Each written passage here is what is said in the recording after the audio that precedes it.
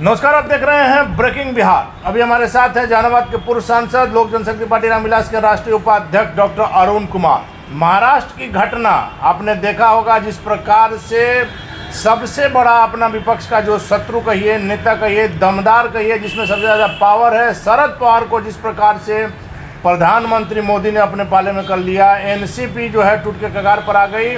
जो महाराष्ट्र की जो घटना है, निश्चित तौर पर और भी राज्यों में जो विपक्ष है, प्रधानमंत्री मोदी के जो विरोधी हैं, उनमें निश्चित तौर पर भय हो गया होगा। इन्हीं विषयों पर बात करेंगे। सर, क्या कहेंगे सर? देखिए, विपक्ष जिस तरीके से चीज़ों को आगे संगठित करने की कोशिश कर रही थी और उसका परिणाम महाराष्ट्र में दिखा, तो आजकल संख्या बल का ही मतलब है। और हम तो उसी दिन से कह रहे थे जिस दिन शरद पवार जी ने अपनी बेटी को उत्तराधिकारी बनाया मूल रूप से, और देश का बड़ा हिस्सा का प्रभारी उनको बनाया, तो ग्राउंड पर अजीत पवार मजबूत स्थिति में हैं, संगठन के आदमी हैं और पारिवारिक रिश्तों की वजह से शुरुआती दौर में मदद भी किया होगा। तो विरासत में जो फेरबदल देखा, मैं उसी समय से कह रहा था कि वहाँ कोई खेल होगा। बड़ा खेल हो गया और बड़ा खेल हो गया। इसी तरीके से मैं बार बार इस व्यू में रहता हूँ कि बिहार में भी कोई खेल होगा। तो खेल आरजेडी पर हो या ना हो, जेडीयू पर तो ज़रूर होगा, क्योंकि इन लोगों का हर एक व्यक्ति का रिश्ता है बीजेपी से।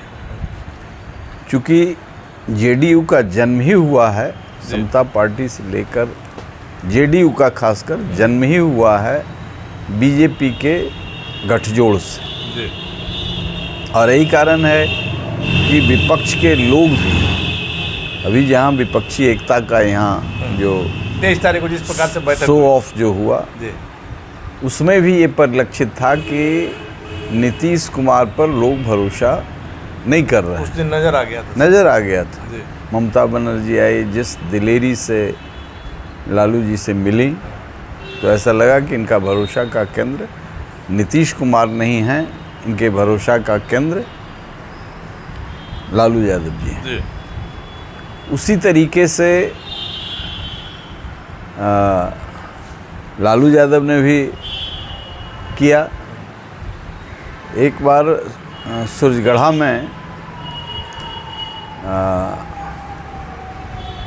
गठजोड़ में कैंडिडेट उनके एलाइज को वो सीट मिल गया, आरजेडी के एलाइज को, और इनके कैंडिडेट कोई दूसरे थे जिनका ढोलक था चुनाव चिन्ह। तो सब भाषण किए और उतरते समय उन्होंने कहा डम डमा डम डम डम डम डम डम डम डम डम। हाँ, तो डम डम हो गया। तो उसी तरीके से लालू जी ने इस बार भी, जिस विषय के लिए वो माहिर जाने जाते हैं, राजनीति के खिलाड़ी हैं, और अभी तो न विकास न भ्रष्टाचार ये सब मुद्दा नहीं है। मुद्दा है कि नरेंद्र मोदी को हटाओ और अपने को बैठाओ। लेकिन सर, जो हटाने के लिए लोग जमा थे उस दिन, आप तो लगातार विपक्षी एकता को कोई भाव ही नहीं दे रहे। यही इसीलिए कह रहे हैं कि ये सब स्वार्थ का गठजोड़ है, और वहाँ जो है वो एक संकल्प है, एक धारा है, और कई ऐसे सवाल हैं कि इन लोगों के हाथ में जनता ट्रांसफ़र नहीं पावर करना चाहती है। तो नीतीश कुमार दोनों ओर से पिट गए ना। वो एकता की बैठक नहीं होती तो पता नहीं चलता। इन्हीं के प्रयास से बैठक हुई।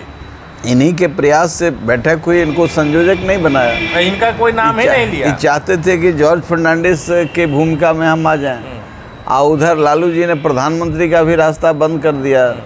राहुल जी दुल्हा बनिए, हम सब बाराती जिस दुल्हा के लिए बारात सजी थी उस दुल्हा का जिक्र नहीं हुआ, दूसरा दुल्हा आ गया सामने।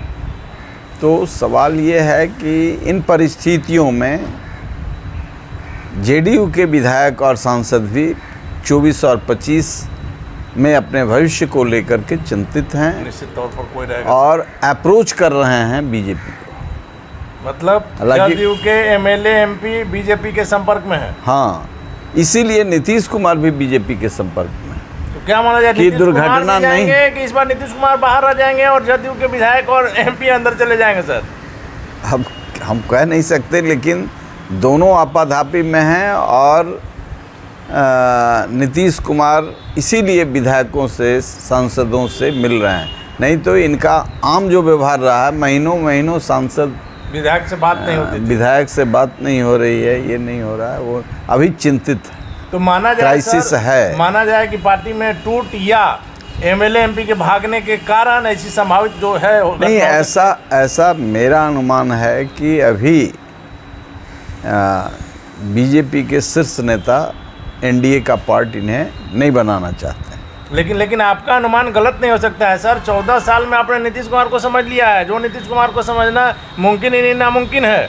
तो बिहार की राजनीति में डॉक्टर अरुण कुमार का क्या कद है, यह बिहारियों को बताने की जरूरत नहीं है। सवाल यह है कि हमको भी 14 साल लग गया, लेकिन लग गया, सीख तो गए सर। हाँ, इस उम्र में अब आपको कोई ठग नहीं सकता। ठीक। वैसे में आपकी बात काफ़ी महत्व रखती है, तो निश्चित तौर पर माना जाएगा कि एमपी एमएलए ना भाग जाए, इसलिए मुख्यमंत्री नीतीश कुमार खुद बात कर रहे हैं, सबसे अलग अलग मिल रहे हैं। अभी हम गए हुए थे दिल्ली में एक जगह, एक रिसेप्शन में, उसमें जेडीयू के भाजपा के लोग भी आए थे। तो हमने यही महसूस किया कि नीतीश कुमार भी बेचैन है लौटने के लिए, और ताल तिकड़म बैठा रहे हैं, लेकिन शीर्ष नेतृत्व का मानना है कि इससे अच्छा नहीं होगा, संदेश अच्छा नहीं जाएगा, और परिणाम भी अच्छा नहीं होगा। तो अच्छा है कि इसे रोका जाए। लेकिन इनके विधायक तो जाएंगे, सांसद तो जाएंगे एनडीए में, इसमें तो कहीं शंका नहीं है। आप देख लीजिएगा, जल्दी ही कुछ होगा। लेकिन सर अमित शाह आए थे तो उन्होंने खुले तौर पर सीधे मतलब आप कहिए तो मुख्यमंत्री नीतीश कुमार पर हमला करने से बचे। आरजेडी से लेकर के तमाम दलों पर हमला किया, लेकिन मुख्यमंत्री जी पर सीधा हमला नहीं किया। मैंने कहा ना कि राजनीति संभावनाओं का खेल है, और उसमें कहीं न कहीं एक गुट बीजेपी का भी चाहता है, क्योंकि इनके आदमी हैं बीजेपी में। हाँ, बीजेपी में इनके लोग हैं, और इसीलिए बीजेपी को पीछे रख करके धौंस जमा करके बिहार के आवाम के टैक्स के पैसे को लूटा है। ऐसा थोड़ा है। कितने एमपी से आपकी सर बात हुई, आपकी पार्टी की?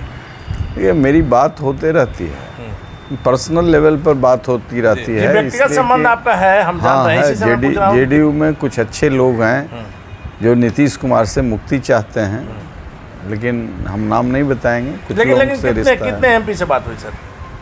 हैं, ठीक, माना जाए 8, 10, 16 है, उसमें 8, 10 से बात हुई है। बहुमत है। विधायकों से सर बात होते रहती है। अगर ये लोग आते हैं, या तो मुख्यमंत्री नीतीश कुमार या उनके पार्टी के लोग, आप लोग के भी जाने की बात हो रही है, हालांकि आप अभी इसे स्वीकार नहीं करेंगे, लेकिन माना जा रहा है कि चिराग पासवान का भी एनडीए में जाना तय है, चिराग पासवान का मंत्री बनना तय है। इन बातों को क्या कहें? भाई, हम लोग तो जो तत्व पार्टी को तोड़ने में थे, और जो लोग परेशानी में चिराग पासवान जी को रखा, तो उस सवाल पर हम अपने को पचा नहीं पा रहे हैं कि वो कैसे होगा। तो उस सवाल पर एक है, लेकिन जहाँ तक एनडीए का सवाल है, भारतीय जनता पार्टी का है, तो हम लोगों ने मदद किया ही है। नीतीश कुमार जब उधर गए तो हम लोगों ने तो हेड ऑन किया ही है, हर जगह, और हर समय इनके संकट में साथ दिया है। आप कुढ़नी ले लीजिए, गोपाल जगह सर, हम सब जगह हम भी थे, हमने सब जगह देखा है। तो माना कुढ़नी में तो मैं कई गाँव में घूम आपके साथ लगातार हमारी टीम थी सर। बिल्कुल, इसलिए आपने देखा है और हम लोग चाहते हैं कि सॉर्ट आउट हो जाएगा जल्दी ही, जानते ही हैं। तो माना जाए सर कि पारस जी को नाम को लेकर जो अड़चन है, उनके मंत्री पद को लेकर के जो अड़चन है, अगर वो अड़चन खत्म होता है तो चिराग पासवान एंट्री मारेंगे। अब देखिए, बहुत उसमें अभी जब तक सॉर्ट आउट नहीं हो जाए तो कहना मुश्किल है, लेकिन हम लोग अपने ओर से पूरी मजबूती के साथ बावजूद की पीड़ा है उनकी मदद किया है। आवाम चाहती है, जनता चाहती है। आखिरी सवाल है मेरा सर, लगातार विपक्ष की बातों को आप हमसे जब भी बात हुई है आपने विपक्षी एकता को एकदम हल्के में लिया है। आपने कहा है कि समय आएगा देखिएगा, पहले 2024 के पहले सब बिखर जाएंगे, उस दिन नज़र आया।